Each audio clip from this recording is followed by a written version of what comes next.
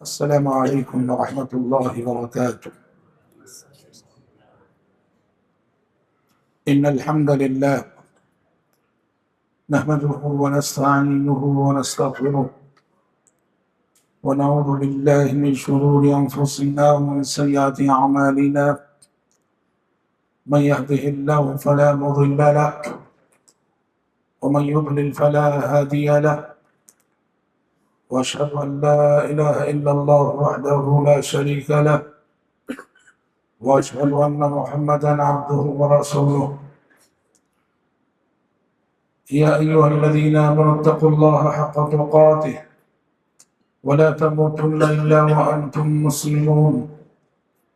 يا أيها الناس اتقوا ربكم الذي خلقكم من نفس واحدة وخلق منها زوجها وبث منهما رجالا كثيرا ونساء، واتقوا الله الذي تساءلون به والأرحام إن الله كان عليكم رقيبا. يا أيها الذين آمنوا اتقوا الله وقولوا قولا سديدا يصلح لكم أعمالكم ويغفر لكم ذنوبكم، ومن يطع الله ورسوله فقد فاز فوزا عظيما. أما بعد، فإن خير الحديث كتاب الله، وخير الهدي هدي محمد صلى الله عليه وسلم، وشر الأمور محدثاتها، وكل محدثة بدعة، وكل بدعة ضلالة، وكل ضلالة في النار. أعوذ بالله السميع العليم من الشيطان الرجيم من همزه ونفخه ونفسه. قل إن كنتم تحبون الله فاتبعوني يحببكم الله ويغفر لكم ذنوبكم والله غفور رحيم. آج کے اس اجلاس کے معزز صدر، مجلس میں موجود تمام ہی معزز علماء، صلاح کی جماعت، جمعیت اور مساجد کے ذمہ داران، متولیان حضرات، معزز شرکاء اجلاس اور پردہ نشین خواتین اسلام، پہلی مرتبہ آپ کے اس شہر سرا میں حاضری دے کر دلی مسرت اور خوشی کا احساس ہو رہا ہے۔ بعض علاقے، بعض شہر ایسے ہوتے ہیں جہاں جانے کے بعد میں اپنے آپ سے مخاطب ہو کر یہ کہنے پہ مجبور ہوتا ہوں کہ کاش یہاں میں بہت سال پہلے آیا ہوتا۔ آپ کی یہ جماعت بھی، آپ بھائیوں کی محبتیں اور یہاں پہنچنے کے بعد جماعت کی جو تاریخ میں نے سنی تو مجھے اپنے آپ پہ افسوس ہو رہا ہے کہ آپ کے اس شہر سے، آپ کی اس جماعت سے میں دور رہا۔ واقعی اتنی روشن تاریخ ہے یہاں کی کہ آپ کی یہ جماعت، آپ کا یہ گاؤں بڑی اہمیت کا حامل ہے۔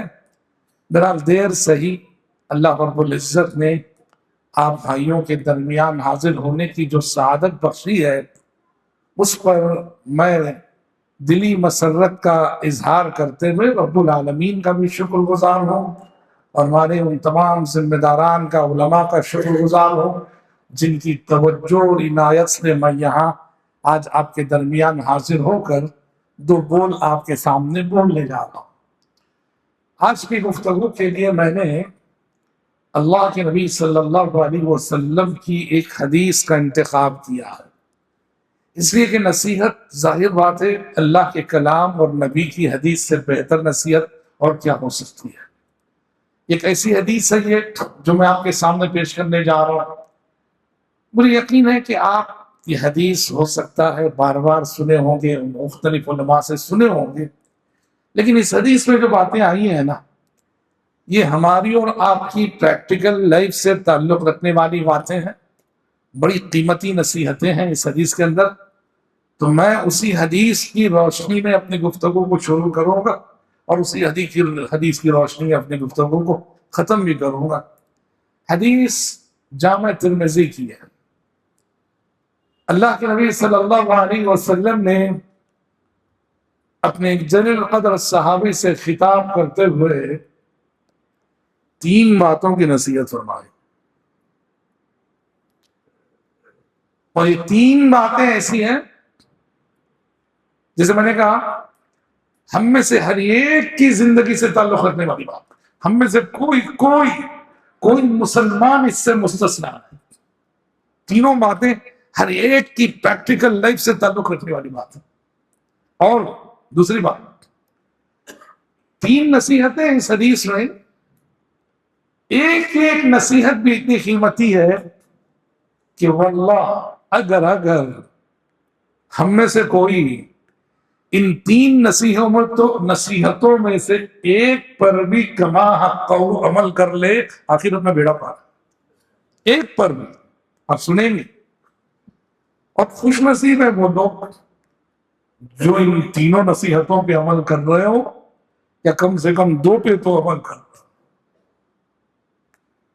چنانچہ امام ترمذی روایت کرتے ہیں ابو ذر غفاری رضی اللہ عنہ سے کہ پیارے نبی صلی اللہ علیہ وسلم نے فرمایا اتق اللہ حیثما کنت واتبع السیئة الحسنة تمحوها وخالق الناس بخلق حسن۔ اللہ اللہ، 3 نصیحتیں۔ حضرت ابو ذر غفاری رضی اللہ عنہ کہتے ہیں کہ اللہ کے نبی نے فرمایا اتق اللہ حیثما کنت۔ ابو ذر سنو، جہاں بھی رہو اللہ سے ڈرتے رہو، اللہ سے ڈرتے رہو۔ تم دنیا میں جہاں بھی رہو تقوی کا دامن تمہارے ہاتھ سے چھوٹنا نہیں چاہیے، کیونکہ واقعتاً تقوی اللہ کے اس خوف کو کہتے ہیں، اللہ کے اس ڈر کو کہتے ہیں جو انسان کے دل میں ہر وقت پایا جائے، ہر جگہ پایا جائے، اسی کو تقوی بولتے ہیں۔ یہ تقوی نہیں میں مسجد میں ہوں تو صف اول کا نمازی ہوں، مارکیٹ میں جا کے میرے بارے میں پوچھو تو مارکیٹ میں میرا انٹروڈکشن یہ ہے کہ ہمارے مارکیٹ کا سب سے بڑا فراڈی یہی ہے۔ ہاں، مسجد میں تو میں صف اول کا نمازی ہوں، پہلی صف کبھی نہیں چھوٹتی ہے مجھ سے، اور مارکیٹ میں میں کیا ہوں، پورا مارکیٹ کہہ رہا ہے کہ ہمارے مارکیٹ کا سب سے بڑا فراڈی یہی ہے۔ تقویٰ نہیں، ہمارا تقویٰ صرف مسجد کی حد تک ہے۔ تقویٰ اللہ کے اس خوف کو کہتے ہیں جو مسجد میں بھی ہوتا ہے، گھر میں بھی ہوتا ہے، دکان میں بھی ہوتا ہے، مکان میں بھی ہوتا ہے، سفر میں بھی ہوتا ہے، حضر میں بھی ہوتا ہے، خلوت میں بھی ہوتا ہے، جلوت میں بھی ہوتا ہے، تنہائیوں میں بھی ہوتا ہے۔ تقویٰ اللہ کے اس خوف کو کہتے ہیں جو کبھی انسان کا ساتھ نہیں چھوڑتا۔ میں پبلک کو دیکھ کر اپنے تقوی کا مظاہرہ کرتا ہوں، اتنے لوگ ہیں، اور تنہائیوں میں جاتا ہوں تو میری ساری تنہائیاں، گناہوں کی تنہائیاں، معصیتوں کی تنہائیاں، کتنی بڑی بات ہے۔ اتق اللہ حیثما کنت، جہاں بھی رہو اللہ سے ڈرتے ہو، جنگل میں رہو اللہ سے ڈرتے ہو، پہاڑوں پہ ہو اللہ سے ڈرتے ہو، ویرانیوں میں ہو اللہ سے ڈرتے ہو۔ اللہ کا ڈر، اللہ کا خوف، اللہ کا تقوی تمہارے دل سے کبھی جانا نہیں چاہیے۔ پچھلے دنوں مطلب ہو گئے 2-3 سال کی بات ہے، سوشل میڈیا پہ ایک ویڈیو بڑا وائرل ہوا۔ سعودی عرب کے ایک عالم گزر رہے تھے، سفر پہ جا رہے تھے کار میں، ان کا گزر ایک صحرا پر ہوا۔ صحرا، سعودی عرب کے صحرا، اگر آپ عرب کے صحرا آپ نے دیکھے ہو، دور دور تک کہیں کوئی درخت نہیں، کوئی جھاڑ نہیں، کوئی سایہ نہیں، کوئی پانی نہیں، ایسا دیکھا کہ چلچلاتی دھوپ ہے۔ اس چلچلاتی دھوپ میں ایک سوڈانی چرواہا اپنی کچھ بکریوں کو چرانے میں مصروف ہے۔ یہ عالم صاحب، اس کی حالت پہ ان کو بہت رحم آیا، بیچارہ غربت بھی کیا چیز ہے، پیٹ کی ضرورت بھی کیا چیز ہے، اپنے وطن سے دور، اپنے ملک سے دور، اس ویرانے میں، اس صحرا میں اکیلا انسان بکریاں چرا رہا ہے، چلچلاتی دھوپ ہے، دھوپ میں تپ رہا ہے۔ تو یہ عالم صاحب سیدھے کار لے جا کے اس کے بازو کھڑا، سلام کیا، وعلیکم السلام۔ پوچھا کہاں کے ہو؟ اس نے کہا سوڈان سے ہوں، یہاں کتنے سال سے؟ اتنے سال سے کام کرتا ہوں۔ اب عالم صاحب کے من میں آیا کہ اس کی ایمانداری کا امتحان لیں گے، اس کی امانت داری کا امتحان لیں گے۔ کہا کہ ایک بکری کتنے میں دو گے؟ ایک بکری کتنے میں دو گے؟ اس نے کہا کہ میں کہاں سے دے سکتا ہوں، یہ میرے مالک، میرے آقا کی، میرے کفیل کی بکریاں۔ عالم صاحب نے کہا ارے بھائی دے دو، کوئی بات نہیں، ایک بکری دے دو، کفیل سے کہہ دینا کہ بھیڑیا کھا لیا، بکری مر گئی، کچھ بھی کہتا ہے، ایک دے دو، ہمیں ضرورت ہے۔ اس نے کہا کہ نہیں، میں نہیں دے سکتا۔ عالم صاحب نے جیب سے ریال کی بڑی بڑی نوٹس نکالے، اس کو لالچ دینے کے لیے کہا کہ دیکھو لے لو، اتنے ریال لے لو، بڑی مہنگی قیمت کی پیشکش، لے لو، ایک بکری دے دو۔ اس نے کہا کہ نہیں نہیں نہیں۔ عالم صاحب نے کہا کیوں؟ کہا کہ کیوں نہیں دے رہا؟ کہا کہ میری تو نہیں نا یہ۔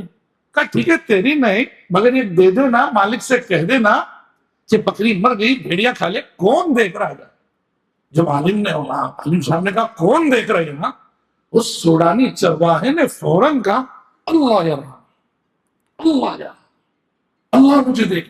اور یہ جو گفتگو ہو رہی تھی وہ کار میں ایک صاحب بیٹھے ہوئے پورا ریکارڈ کر رہے تھے، وہ خود اتنا متاثر ہوئے، وہ عالم چونکہ وہ بھی امتحان لے رہے تھے اس کی امانت داری کا، اللہ اکبر، اتنا متاثر ہوئے اللہ اکبر کہ خود انہوں نے اس چرواہے کو بڑا قیمتی انعام دیا اس کے بعد، اور اس ویڈیو کو سوشل میڈیا پہ اپلوڈ کر دیا۔ آپ ابھی بھی ہے وہ دیکھ سکتے ہیں سوشل میڈیا پہ۔ ہاں، میلے لباس میں، غبار آلود کپڑوں میں، کالا کلوٹا بدن، دیہات میں، صحرا میں، تنہائیوں میں، مگر تقویٰ ہے، تقویٰ اللہ۔ اس لیے یاد رکھو تقویٰ کہاں ہوتا ہے؟ ہاں، یہ واسکوٹ میں نہیں ہوتا ہے تقویٰ، یہ جبے میں نہیں ہوتا ہے تقویٰ، تقویٰ دلوں میں ہوتا ہے۔ نبی نے دل کی طرف اشارہ کر کے کہا تھا التقویٰ ہا ہونا، التقویٰ ہا ہونا، تقویٰ یہاں ہوتا ہے، تقویٰ یہاں ہوتا ہے۔ سوشل میڈیا پہ کیا اپلوڈ ہوا؟ اس چرواہے پر اس کی ایمانداری کی وجہ سے سعودی عرب کے شیخوں نے انعامات کی بارش کر دی، انعامات کی بارش۔ اتق اللہ حیثما کنت، جہاں رہو اللہ سے ڈرو۔ میں آپ کے سامنے ہوں، موبائل کا ذمہ دارانہ استعمال کرتا ہوں، اور جب میں اکیلا روم میں جاتا ہوں جہاں کوئی دیکھنے والا نہ، میں کیا کرتا ہوں؟ اب کیا کرتے ہیں ہم سب جانتے ہیں۔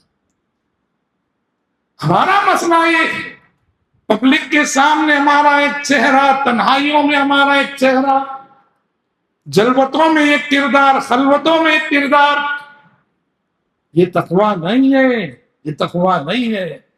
تقویٰ اللہ کے اس خوف کو کہتے ہیں، اللہ کے اس ڈر کو کہتے ہیں جو ہمیشہ رہتا ہے، ہر جگہ رہتا ہے، ہر وقت رہتا ہے، ہر زمانے میں رہتا ہے۔ حضرت عمر بن خطاب رضی اللہ عنہ نے ابی بن کعب سے سوال کیا، ابی بتا سکتے ہو کہ تقویٰ کسے کہتے ہیں؟ حضرت عمر بڑے کہ ابی بن کعب بڑے، لا رہا ہے کہ حضرت عمر کا مقام ابی بن کعب سے بہت عظیم، علم میں بھی، عمل میں بھی، فضیلت میں بھی، درجے میں بھی حضرت عمر کا مقام ابی بن کعب سے عظیم ہے۔ اور عمر بن خطاب ابی بن کعب سے پوچھ رہے ہیں کہ ابی بتاؤ تقویٰ کسے کہتے ہیں؟ کیونکہ سچے علم والے کی پہچان یہ ہے وہ اپنے سے بڑوں سے بھی سیکھتا ہے، اپنے سے چھوٹوں سے بھی سیکھنے کا حوصلہ رکھتا ہے۔ جو اپنے سے چھوٹے سے سیکھنے کا حوصلہ نہ رکھے مطلب یہ کہ اس کے دل میں کہیں نہ کہیں کبر ہے، غرور ہے، تکبر ہے۔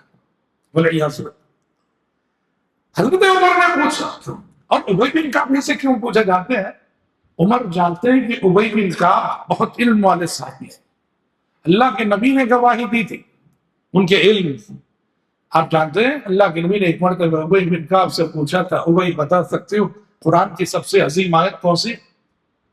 کتنا بڑا امتحان ہے، قرآن میں کتنی آیتیں؟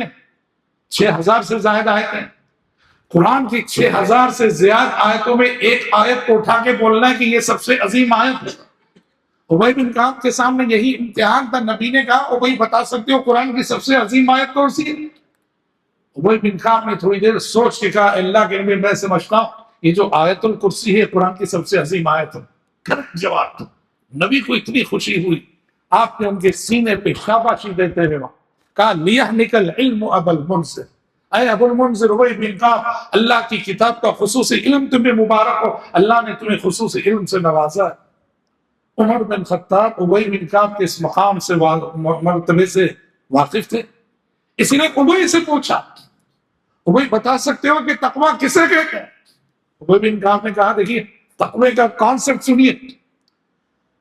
ابی بن کعب نے کہا کہ امیر المومنین، کبھی آپ کو ایک ایسے راستے پہ چلنا پڑ رہا ہے جو راستہ بالکل تنگ ہو اور دونوں طرف کانٹے دار جھاڑیاں ہو، کیسے چلیں گے آپ؟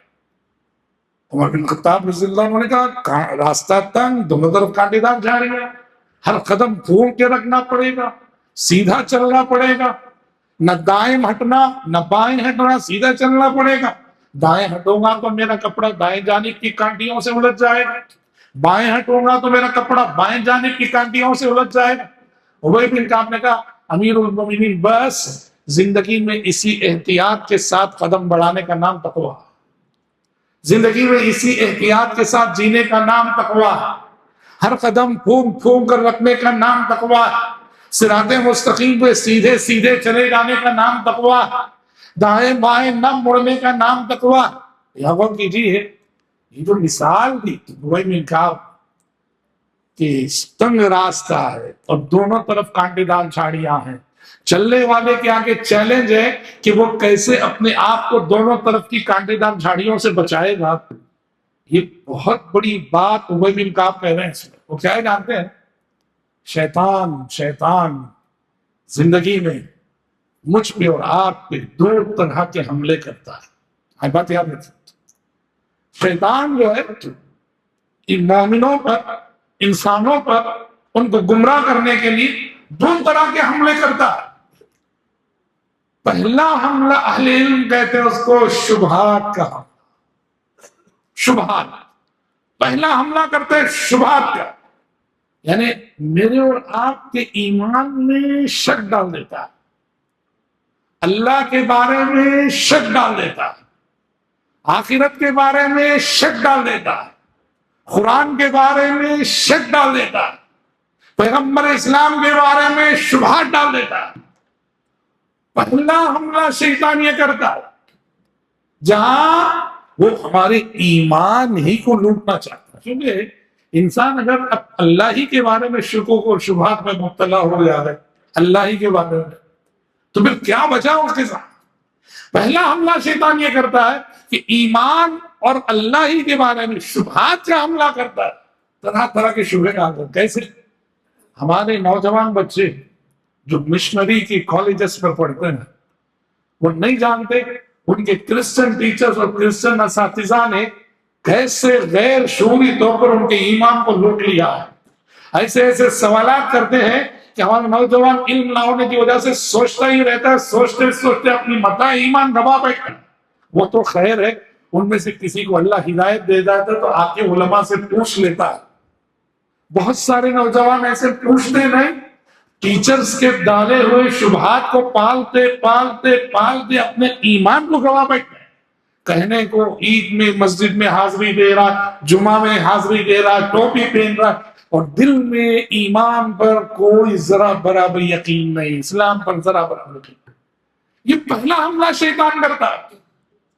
اگر اس پہلے حملے میں وہ ناکام ہو جاتا ہے، شبہات کے حملے، اور شبہات کے حملے سے بچنا کون سی چیز بچاتی ہے معلوم؟ علم بچا، علم. جس کے پاس علم ہوتا ہے وہ بچ جاتا ہے. علم ہر شک کا جواب دیتا، علم ہر شبہ کا جواب دیتا. تو اب جس شخص کو شیطان شبہات کے حملے میں گمراہ نہیں کر سکا، اس پر دوسرا حملہ کرتا ہے شیطان. اسے اہل علم کہتے ہیں شہوات کا حملہ. ہاں، شبہات کا حملہ. اور دوسرا حملہ کیا ہے؟ شہوات کا حملہ. وہ دیکھتا ہے اچھا چلو پہلے حملے میں انہیں مجھے ہرا دیا. شیطان کیا بولتا ہے؟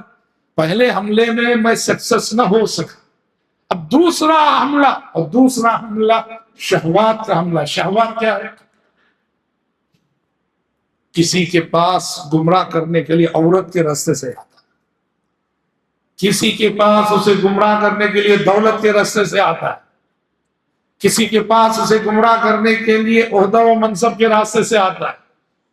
انسان کے اندر اللہ نے جن چیزوں کی شہوت رکھی ہے، خواہش رکھی ہے، خواہشات کے راستے سے آتا ہے. اور پہلے حملے میں جن لوگوں نے ثابت قدمی دکھائی تھی، استقامت دکھائی تھی، اس دوسرے حملے میں اچھے ہار جاتے ہیں. اچھے ہار جاتے ہیں، اس لیے کہ شہوت بہت بری چیز ہے. اللہ نے کہا زُيِّنَ لِلنَّاسِ حُبُّ الشَّهَوَاتِ من النساء والبنين والقناطير المقنطرة من الذهب والفضة والخيل المسومة والأنعام والحرث ذلك متاع الحياة الدنيا والله عنده حسن المآب. لوگوں کے لیے شہوتیں مزین کر دی گئی، خوشنما کر دی گئی ہیں. شہوتوں میں سب سے پہلے اللہ نے کس کا ذکر کرے؟ عورت. زُيِّنَ لِلنَّاسِ حُبُّ الشَّهَوَاتِ من النساء. شیطان جس کے ایمان کو لوٹ نہ سکا، عقیدے کو لوٹ نہ سکا، دین میں شک نہ ڈال سکا، اب اس پر دوسرا حملہ کر رہا ہے. ایک لڑکی کے راستے سے اس تک پہنچ رہا ہے، ایک عورت کے راستے سے اس تک پہنچ رہا ہے، اور اس کو عورت کے فتنے میں مبتلا کر رہا ہے، لڑکی کے فتنے میں مبتلا کر رہا ہے. اور عشق و محبت کی اس کی ایک داستان وہاں سے شروع ہوتی ہے. لسان نبوت نے کہا واللہ ما ترکت بعدی فتنة اضر على الرجال من النساء. ما ترکت بعدی فتنة اضر على الرجال من النساء.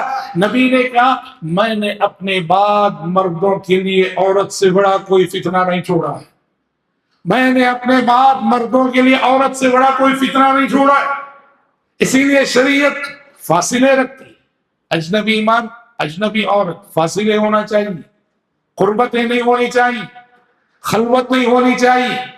کتنے نیک مقصد کے لیے صحیح، کوئی اجنبی مرد اجنبی عورت تنہا نہ رہے. نبی نے فرمایا جہاں دو اجنبی مرد اور عورت تنہائی میں رہتے ہیں وہاں تیسرا ضرور شیطان ہوتا ہے.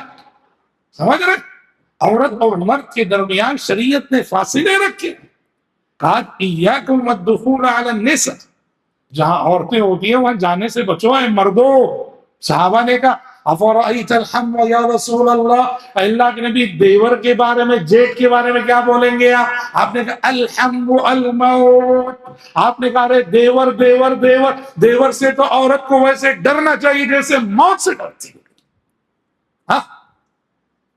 اللہ نے مرد اور عورت میں فاصلے رکھنے، یہ فاصلے مینٹین کرنا ہے. لوگ بڑے بھولے والے ہوتے ہیں، لوگ بڑے بھولے والے ہوتے ہیں. اپنی نوجوان بچیوں کو قرآن پڑھانے کے لیے مولوی صاحب کے سامنے بٹھا دیتے ہیں. اپنی نوجوان بچیوں کو قرآن پڑھانے کے لیے مولوی صاحب کے سامنے بٹھا دیتے ہیں. کمرہ ہے، مولوی صاحب ہے، وہ بچی ہے، مولوی صاحب بیٹھ کے قرآن پڑھا رہے ہیں.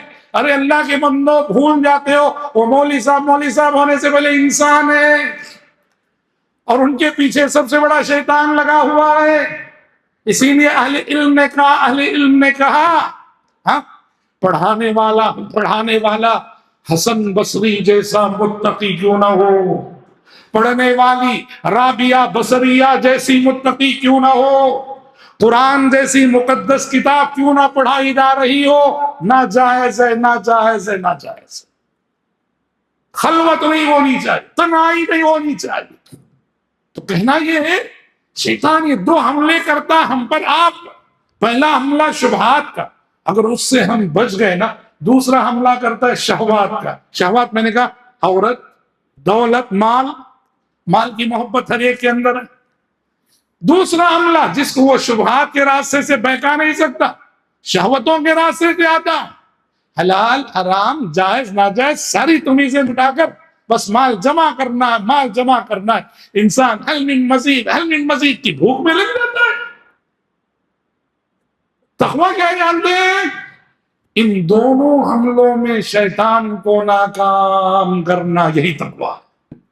شبہات کے حملے میں بھی آپ نے شیطان کو ہرا دیا، شہوات کے حملے میں بھی آپ نے شیطان کو ہرا دیا، نہ وہ آپ کے دین میں شک ڈال سکا، نہ وہ عورت کے راستے سے آپ کو بہکا سکا، نہ وہ دولت حرام دولت کے راستے سے آپ کو بہکا سکا، نہ وہ عہدہ و منصب کی طلب دے کر آپ کو بہکا سکا۔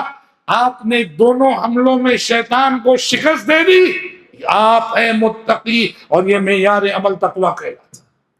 اتق اللہ حیثما کنت، جہاں رہو اللہ سے ڈرتے، اللہ سے تقویٰ مانگنا چاہیے۔ نبی نے دعائیں سکھائی، اللہم انی اسألک الہدی والتقی والعفاف والغنی، اللہ میں تجھ سے ہدایت مانگتا ہوں، اللہ میں تجھ سے تقویٰ مانگتا ہوں، اللہ میں تجھ سے پاک دامنی مانگتا ہوں، اللہ میں تجھ سے بے نیازی مانگتا ہوں۔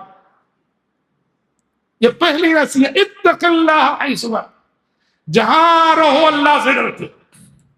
دوسری نصیحت، وَأَتْبِعِ السَّيِّئَةَ الْحَسَنَةَ تَمْحُهَا، کہا کہ جب بھی گناہ ہو جائے، گناہ کے فوراً بعد نیکی کر لو کہ یہ نیکی اس گناہ کو مٹاتا۔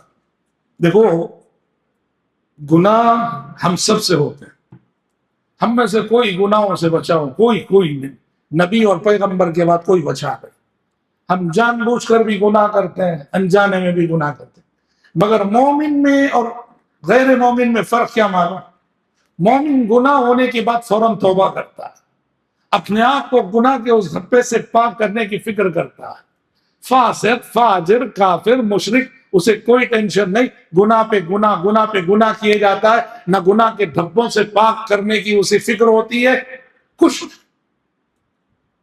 نبی نے کہا اتبع السیئۃ الحسنۃ تمحوها، جب بھی گناہ ہو جائے، غلطی ہو جائے، گناہ کے فوراً بعد نیکی کر لو کہ یہ نیکی تمہارے گناہ کو مٹا دے گی۔ دیکھیے، جب بھی ہم سے گناہ ہوتا ہے نا، گناہ سے معافی مانگنے کا مشہور طریقہ تو یہ ہے کہ توبہ و استغفار کیا جائے، انسان توبہ کرے، استغفار کرے۔ اللہ کے نبی نے اس حدیث میں ایک دوسرا طریقہ بتایا، ہاں، کہ گناہ سے معافی مانگنے کا، اپنے آپ کو گناہ کے دھبے سے دھلنے کا ایک طریقہ یہ ہے، گناہ کے فوراً بعد نیکی کر لو، وہ نیکی تمہارے گناہ کو مٹا دے، کیونکہ اللہ کا قانون ہے قرآن میں، ان الحسنات یذہبن السیئات، اچھائیاں برائیوں کو ختم کر دیتی ہیں۔ اس لیے بھائیوں، جب بھی گناہ ہو جائے، اس گناہ کو یاد رکھ کر ایک نیکی کرو۔ سمجھ رہے ہیں؟ کوئی غلط نظر دیکھ لیا تھا، کسی پہ غلط نظر ڈال دی تھی، اس گناہ کو یاد رکھو۔ تمہارے سامنے غریب آ رہا ہے، پیسے اٹھا کے صدقہ کر دو، اللہ وہ جو غلط نظر میں دیکھا اس صدقے کے ذریعے معاف کرتے۔ گناہ کے بعد ہونے والی نیکیاں گناہوں کو مٹا دیتی ہیں۔ اور ایک بات یہ بھی یاد رکھنا، گناہ جتنا بڑا کیا ہے، نیکی بھی اتنی ہی پاورفل ہونی چاہیے، برابر۔ آئیے، گناہ نیکیوں سے گناہ کیسے معاف ہوتے؟ دو واقعات سیرت میں ہیں۔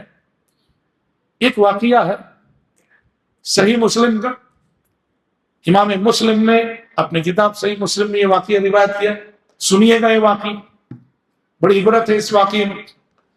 صحابی رسول طفیل بن عمر دوسی رضی اللہ عنہ اپنے ایک ساتھی کے ساتھ، اپنے ایک دوست کے ساتھ ہجرت کر کے مدینہ آئے۔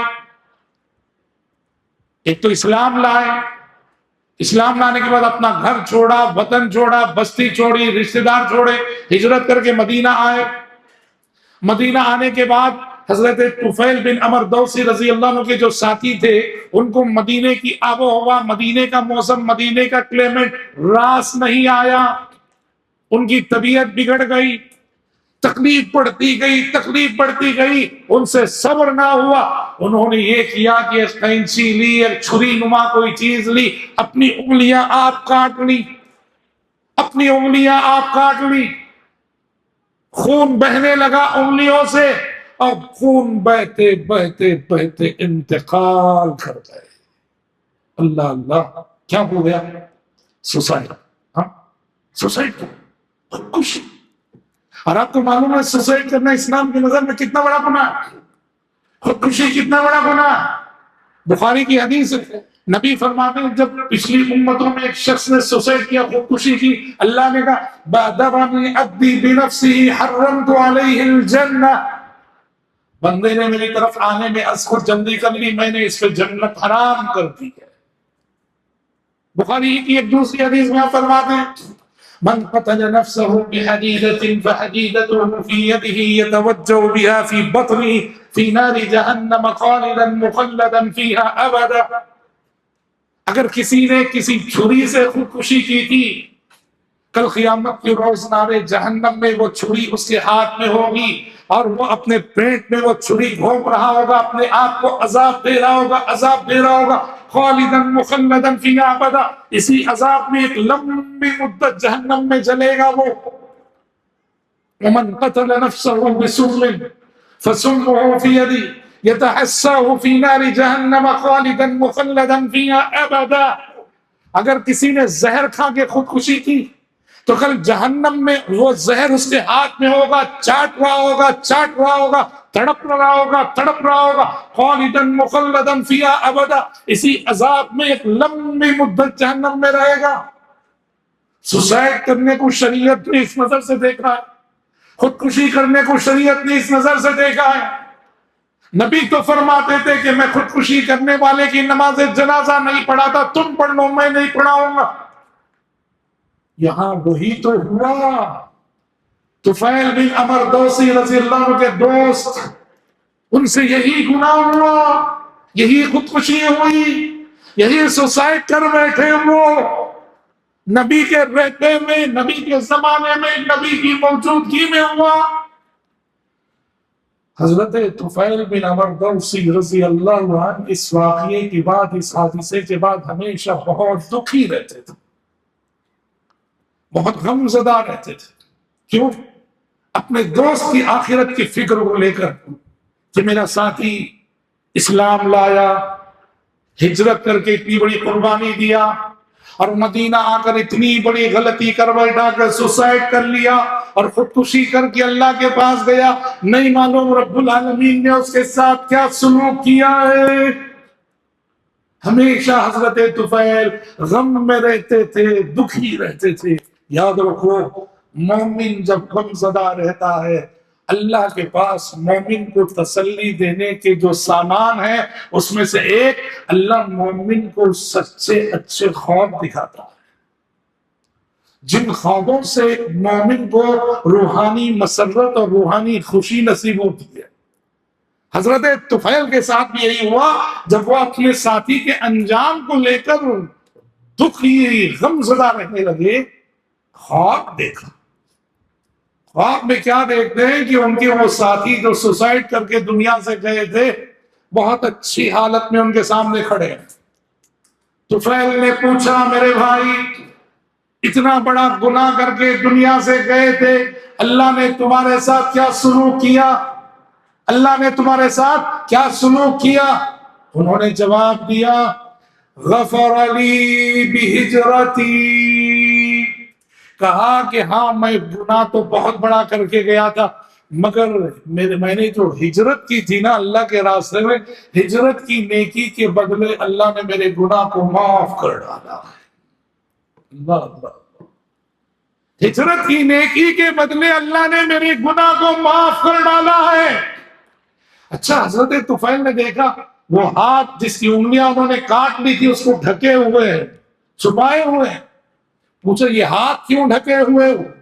انہوں نے کہا قیل لی لن نصلح منک ما افسدت، کہا کہ مجھے معاف تو کر دیا اللہ نے، مگر ساتھ ہی مجھ سے یہ بھی کہا گیا ہے کہ تم نے اپنے جسم کے جس حصے کو اپنے طور پہ بگاڑ لیا، ہم دوبارہ اسے نہیں بنانے والے۔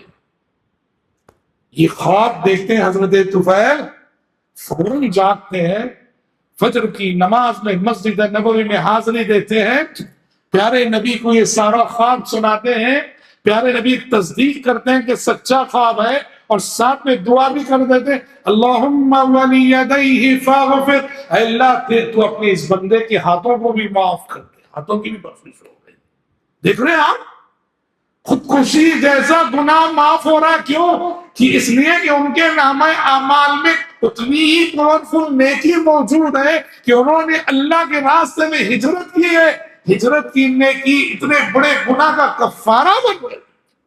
یہی ہے اتبع السیئۃ الحسنۃ، جب بھی گناہ ہو جائے گناہ کے بعد نیکی کر لو کہ وہ نیکی گناہوں کا کفارہ بن جائے۔ ہاں، اس واقعے سے ایک فائدہ یہ بھی معلوم ہوتا ہے، گناہ کے بعد ہونے والی نیکی ہی کفارہ نہیں بنتی، گناہ سے پہلے جو نیکیاں ہو کر رہی تھی وہ بھی کفارہ بنتی۔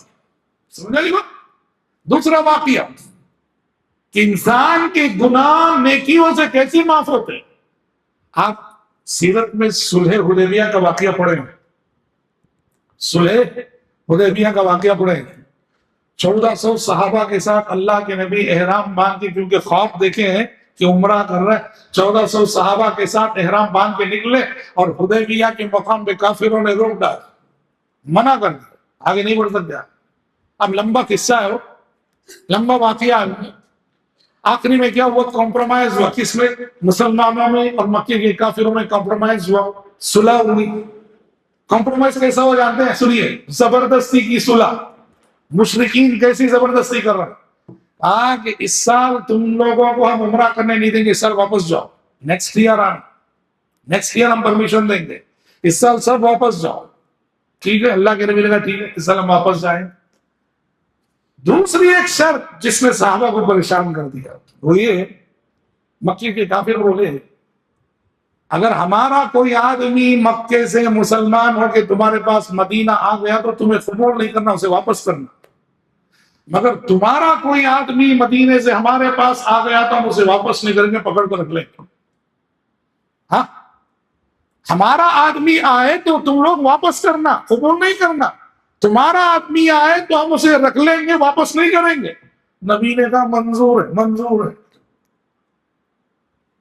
پہلے ہی صحابہ ٹینشن میں تھے، احرام پہن کے آئے ہیں، اب عمرے کے بغیر واپس جانا ہے، اللہ کے نبی نے تسلیم کر لیا ہے، مان لیا ہے، ٹھیک ہے ہم اس سال واپس چلے جائیں گے، نیکسٹ ایئر آئیں گے۔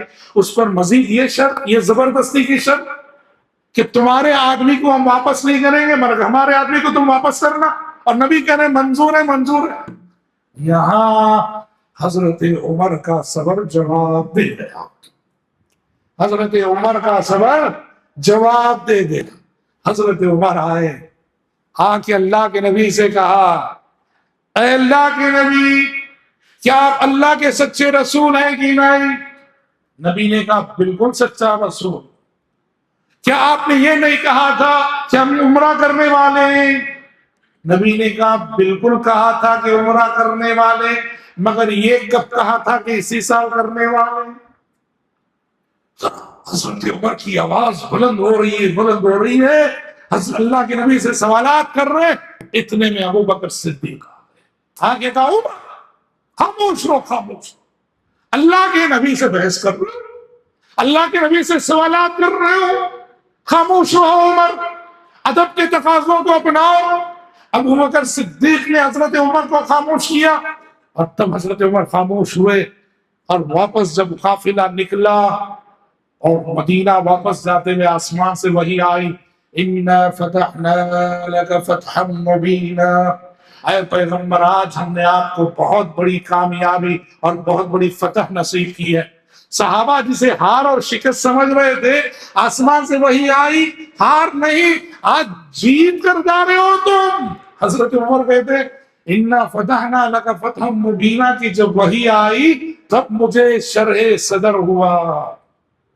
اب وہ کیسے، وہ ہار کامیابی کیسی تھی وہ الگ جائزہ اس کا، میں اس میں کہنا یہ ہے، حضرت عمر کہتے ہیں اس دن اللہ کے نبی کے سامنے میں نے جو آواز بلند کر دی، اللہ کے نبی سے جو کچھ میں نے کچھ سوالات کر کے کچھ غلطی کر دی، باقی زندگی میں مجھے اتنا پچھتاوا رہا، میں نے صلح حدیبیہ کے دن کی اس ایک غلطی کو یاد رکھ کر باقی عمر میں کئی نفل نمازیں پڑھی، کئی نفل روزے رکھے، کئی صدقات و خیرات کیے کہ اے اللہ صلح حدیبیہ کے روز تیرے نبی کے ساتھ جو بے ادبی میں نے کی، اس بے ادبی کو ان نیکیوں کے ذریعے معاف فرما دینا۔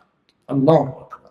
اتبع السیئۃ الحسنۃ تمحها، کہ جب بھی گناہ ہو جائے، گناہ کے بعد نیکی کر لو کہ یہ نیکی تمہارے گناہوں کو مٹا دے گی۔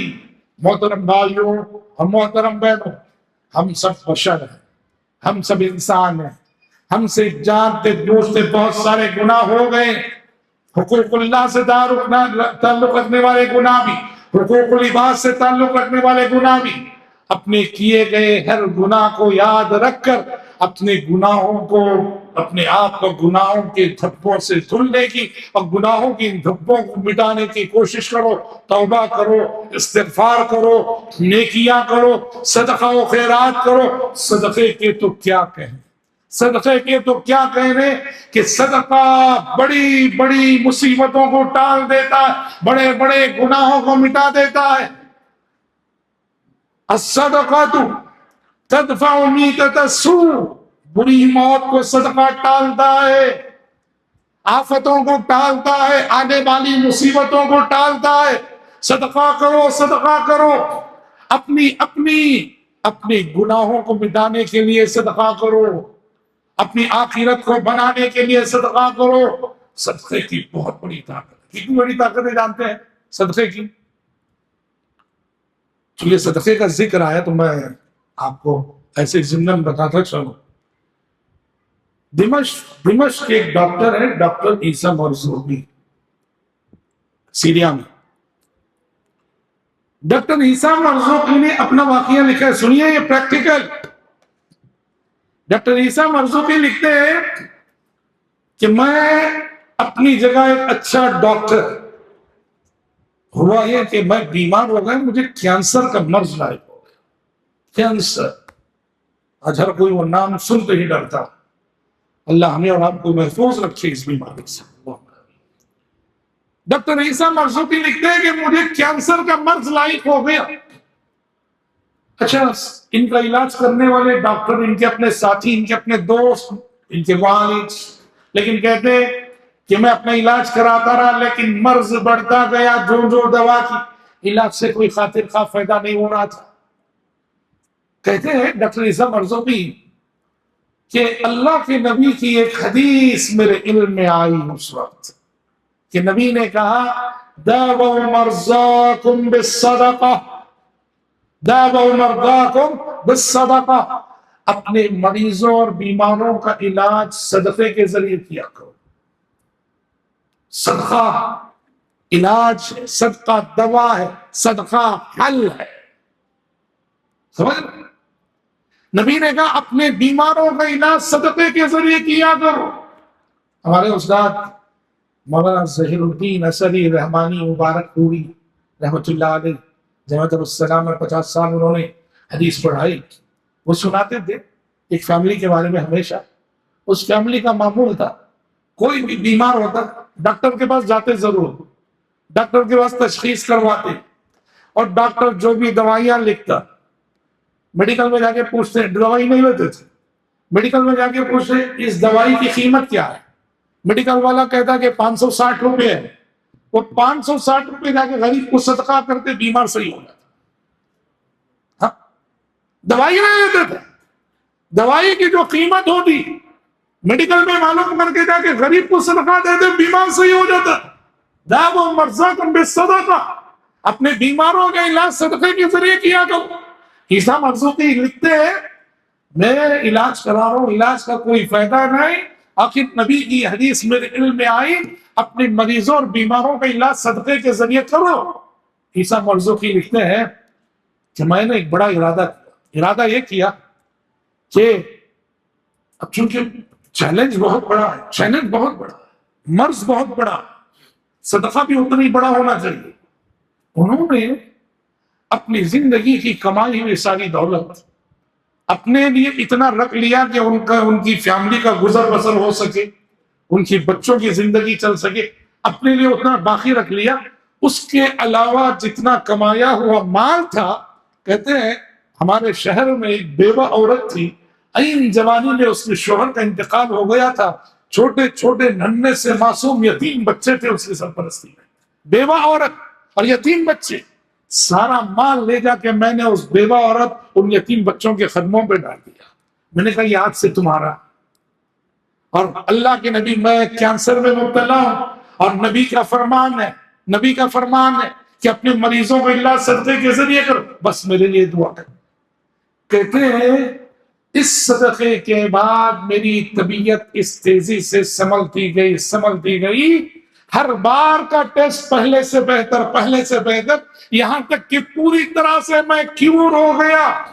اور یہ واقعہ انہوں نے خود لکھا ہے، سعودی عرب سے ایک میگزین نکلتا تھا مجلۃ الدعوہ میں خود انہوں نے واقعہ لکھا ہے، اور سعودی عرب کے ایک عالم ہیں ڈاکٹر عبدالعزیز السدحان، انہوں نے ایک کتاب لکھی ہے اخی المریض میں انہوں نے الدعوہ کے کا ریفرنس دے کر عیسیٰ مرزوقی کا یہ واقعہ انہوں نے نقل کیا۔ یہ صحابہ کے زمانے کے قصے نہیں، یہ صحابہ کے زمانے کے واقعات نہیں، یہ ہمارے دور کے واقعات، میں جو ہے کشمیر گیا تھا ایک بار، سری نگر، وہاں کے فروٹ کے بیپاری سمجھ رہا، انہوں نے اپنا واقعہ بیان کیا تھا، میں کیا کہہ رہا ہوں، یقین کرنے والوں کے لیے رب العزت نے آج بھی قدم قدم پہ ایمان و یقین تازہ کرنے والی نشانیاں رکھی ہیں۔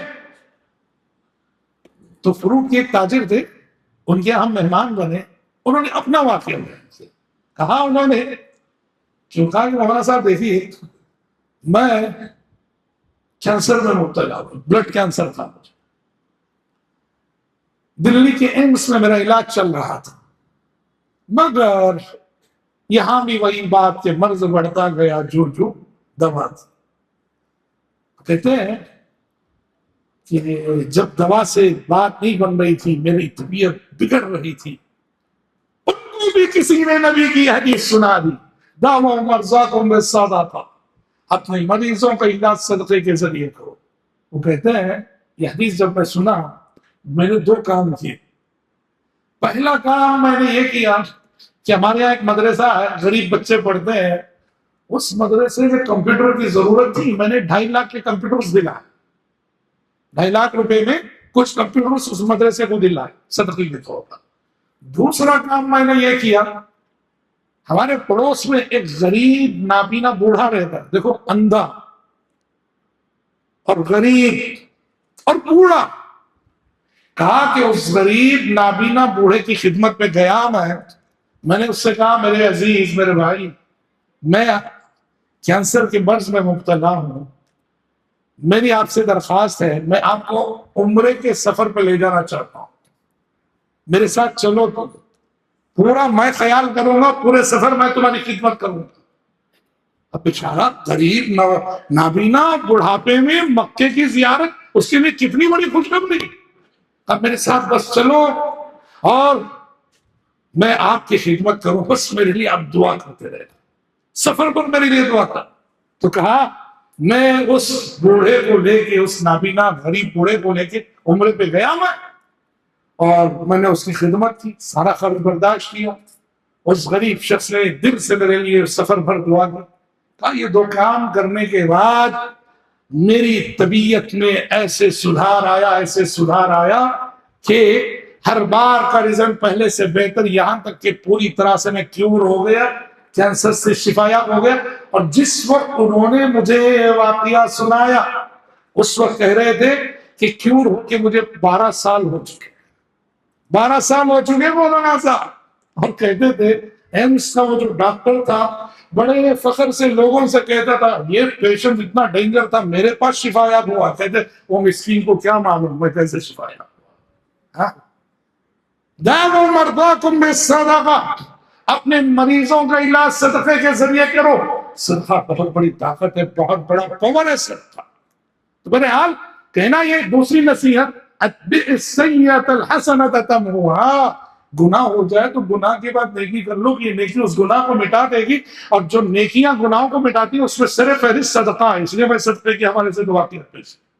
آخری نصیحت نبی نے کہا وخالق الناس بخلق حسن، وخالق الناس بخلق حسن، کہا کہ لوگوں کے ساتھ ہمیشہ اچھے اخلاق سے پیش آؤ۔ غور کرو بھائیو، نبی یہ نہیں بول رہے وخالق المسلمین وخالق المؤمنین کہ مسلمانوں کے ساتھ اچھے اخلاق سے رہو، نہیں نہیں، کیا بول رہے ہیں نبی؟ خالق الناس، سبھی لوگوں کے ساتھ اچھے اخلاق سے رہو، سبھی لوگوں کے ساتھ۔ تمہیں اپنے اخلاق کا ثبوت دینا ہے ہندو کے ساتھ بھی، تمہیں اپنے اخلاق کا ثبوت دینا ہے کرسچن کے ساتھ بھی، تمہیں اپنے اخلاق کا ثبوت دینا ہے یہودی کے ساتھ بھی۔ خالق الناس بخلق حسن، اچھے اخلاق سے پیش آؤ۔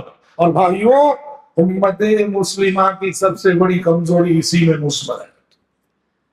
ہماری جو اخلاقی سطح، معاف کرو، بہت گری ہوئی ہے، بہت گری ہوئی۔ کیسے؟ دل حقیقتیں بول رہا ہوں میں۔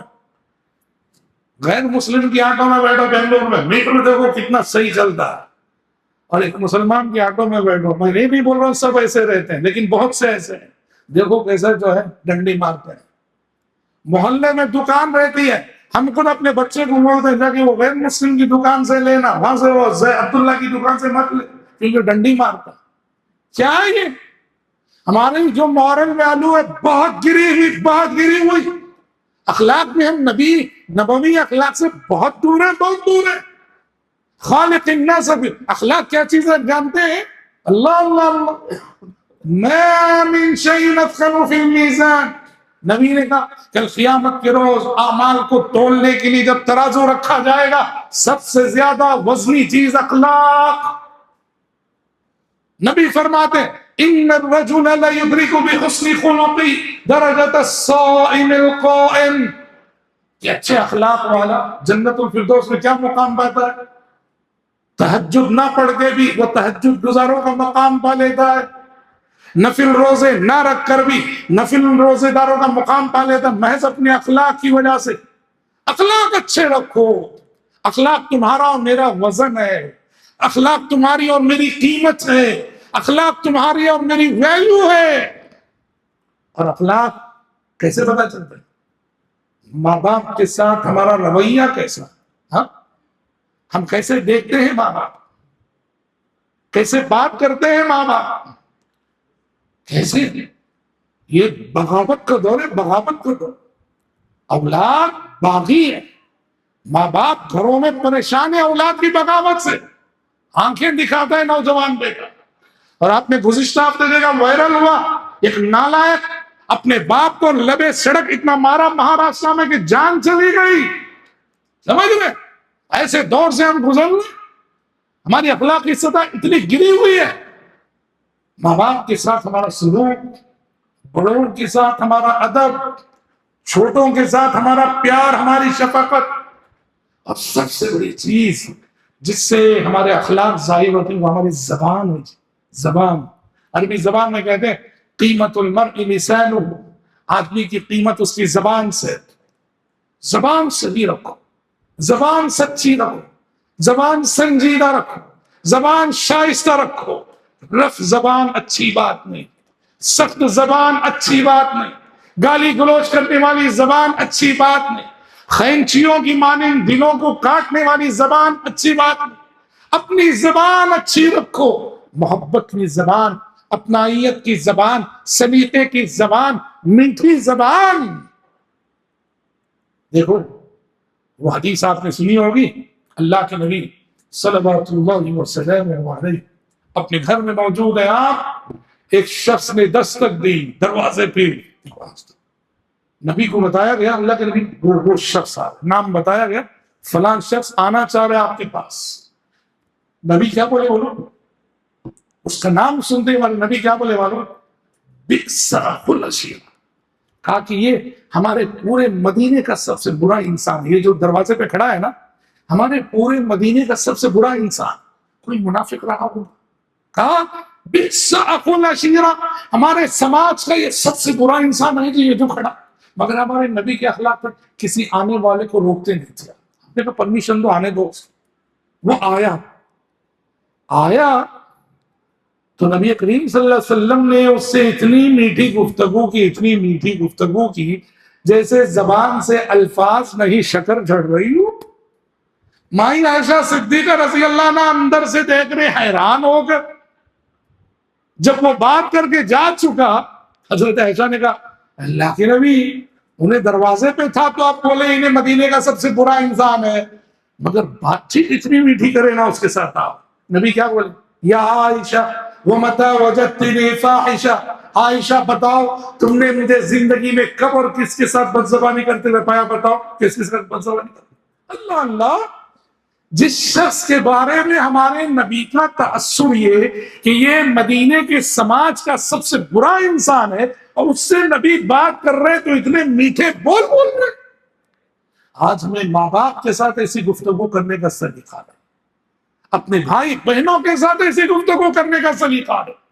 اپنی زبان کو قابو میں رکھو، زبان کا صحیح استعمال کرو کہ اخلاق میں ہم کہاں کھڑے ہیں یہ ہماری زبان بتاتی ہے. وَخَالِقِ النَّاسَ بِخُلُقٍ حَسَنٍ. تو محترم بھائیو، جیسے میں نے کہا یہ 3 بڑی قیمتی نصیحتیں ہیں، اور جو ایک پہ بھی کما حق تو عمل ہو جائے واللہ آخرت میں بیڑا پار ہے. جہاں رہو اللہ سے ڈرتے رہو. جب بھی گناہ ہو جائے اس گناہ کو یاد رکھ کر نیکی کر لو، وہ نیکی گناہ کو مٹا دے گی. اور سبھی لوگوں کے ساتھ اچھے اخلاق سے پیش آؤ. میں رب العزت سے دعا کرتا ہوں کہ پروردگار عالم مجھ کہنے والے آپ سبھی سننے والوں کو اللہ ان 3 قیمتی نصیحتوں پر عمل کرنے کی توفیق عطا فرمائے. اللہم آمین. اللہ ہمیں متقی بندوں میں شامل فرمائے. اللہ ہمیں توبہ و استغفار کا اہتمام کرنے والے بندوں میں شامل فرمائے. اللہ ہمیں خوش اخلاق بندوں میں شامل فرمائے. ہر قسم کی بد اخلاقی سے اور ہر قسم کی معصیت سے، ہر قسم کی غفلت سے، ہر قسم کی گناہوں سے اللہ ہماری حفاظت فرمائے.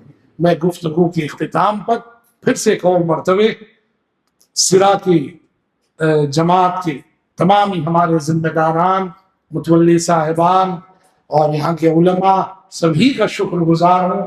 آپ کی محبت، آپ کی توجہ، آپ کی عنایت کے سبب یہاں حاضر ہونے کی یہ سعادت مجھے نصیب ہوئی. اللہ رب العزت ہمارے اور آپ کی یہاں جمع ہونے اور مل بیٹھنے کو قبول فرمائے، اور جیسے اس نے ہمیں یہاں جمع کیا کل روز آخرت جنت الفردوس میں بھی اپنے فضل و کرم سے اکٹھا فرمائے. اللہم آمین. وصلی اللہ وسلم علی خیر خلقہ محمد وآلہ وصحبہ اجمعین.